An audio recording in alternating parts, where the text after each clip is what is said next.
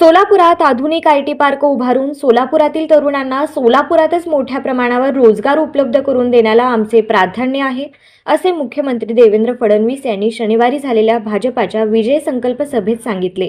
गेल्या अनेक वर्षांपासून सोलापूरकरांचे स्वप्न असलेले आयटी पार्क काही महिन्यांपूर्वीच मंजूर झाले असून ते आता दृष्टिक्षेपात आहे।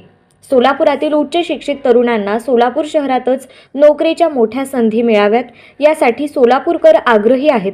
मात्र सोलापुरातील उच्च शिक्षित तरुणांना सोलापूरच्या बाहेर जाऊन नोकरी शोधावी लागत आहे। सोलापूर शहरातील हजारो तरुण वेगवेगळ्या नोकरी रोजगारासाठी शहराबाहेर स्थलांतरित झाले आहेत। त्यामुळे आयटी पार्कबाबत मुख्यमंत्री काय बोलणार याकडे सोलापूरकरांचे लक्ष लागून राहिले होते। मुख्यमंत्री देवेंद्र फडणवीस यांनी मागील वेळी झालेल्या सोलापूरच्या दौऱ्यात सोलापुरातील आयटी पार्कच्या उभारणीबाबत चर्चा करून आढावा घेतला होता।